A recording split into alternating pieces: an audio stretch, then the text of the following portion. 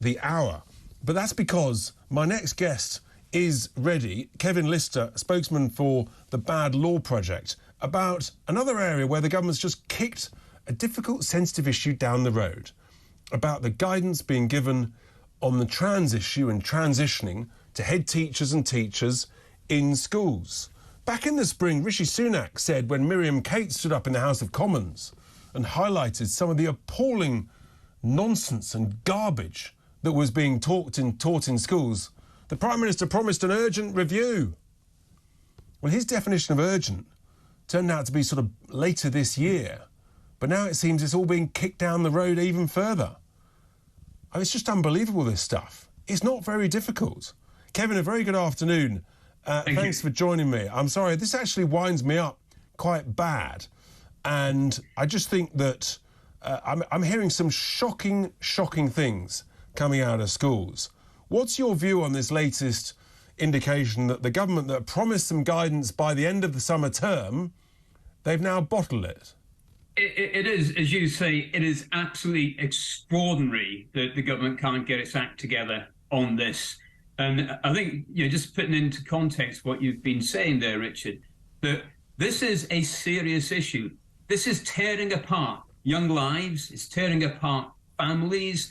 We have teachers leaving the profession left, right and centre. Teachers like me who've been fired and have been referred as a safeguarding liability now.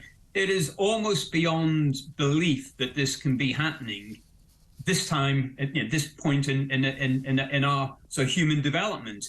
So, here we are in the year 2023, and we're being told to push forward an ideology in schools that has no basis in science, nothing at all. It's purely an ideological construct that's driven forward by a bunch of ideologists with no interest for the safety and preservation of young people.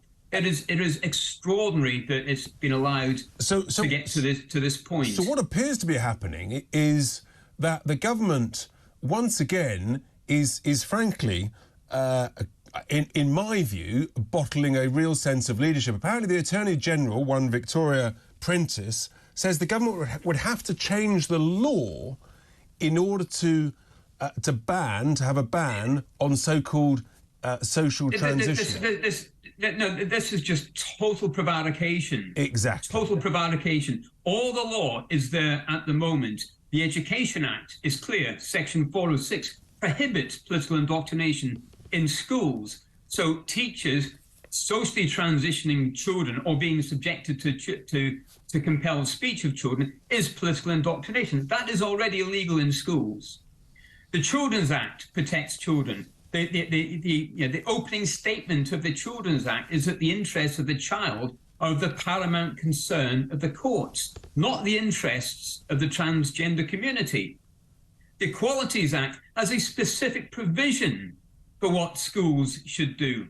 And part of that is not to allow and to enforce the social transitioning of children. There is nothing at all in law that supports what is going on at the moment. And what really needs to be happening, rather than debating the pros and cons of more guidance, when there is already plenty of guidance to say that we should not be doing what is being done, what we need to be doing now is testing the law in court, and that needs to be the first port of call. So I will be taking my case to the Employment Tribunal in March next year, and the Bad Law Project is also looking at suing the Department for Education for its negligence in allowing this, and not only allowing this, but facilitating this into the schools. So the laws are there, and what we need to do now, the first course of action, is to start the process of testing those laws in court and have the intent to test those laws. Yeah, because the reality is, in my view, and I think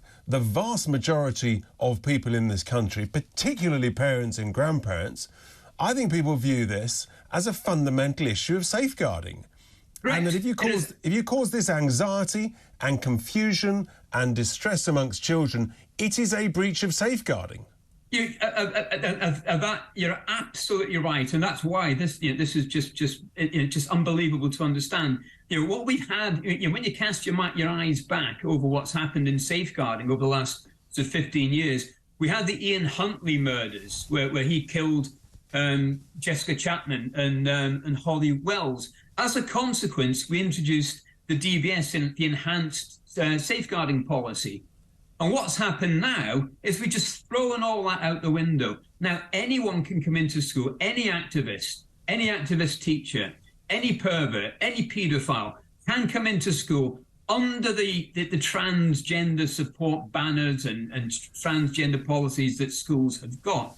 And they can inflict the most egregious harm on the most vulnerable young people, and they will be held and given special privilege to do so. And so, our safeguarding policy is there. We already have safeguarding guidance, and it's completely ignored. Because we've got a situation where you'd like to think that heads might be able to do this, but of course the heads of all schools are terrified that someone might sue them if they try and show the leadership that should be shown, frankly, from the top of government.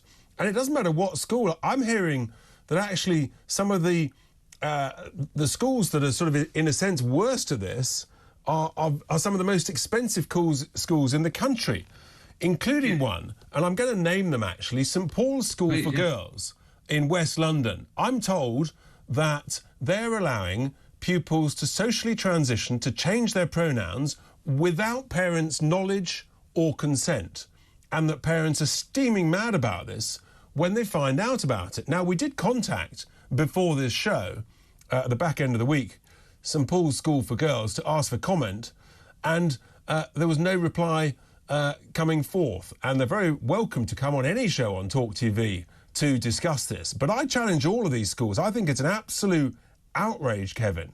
And the government's just... I mean, if the government showed this leadership and said to all heads, none of this stuff is allowed, and that you have to deal with pupils according to their biological sex, it's game over, done and dusted, job sorted, gone away. Correct, yeah. But what's worse is that guidance is already in place. There was guidance in 2019, 2020, I think it was, that said specifically that a school should not encourage the transgender or the gender transition of a child without parental consent. That guidance is already there. It is unbelievable. The Attorney Generals, when Suella Braverman was the Attorney General, also gave guidance to schools. That was ignored. So what's basically happening is we're just ignoring the existing guidance and completely ignoring the laws. And the kind of situation that you've just described, where the heads are frightened of being sued, well, they are going to be sued. Because we are looking to sue the Department for Education and then prospective schools thereafter as well for violation of safeguarding. Here's the thing, though, Kevin, and all power to your elbow.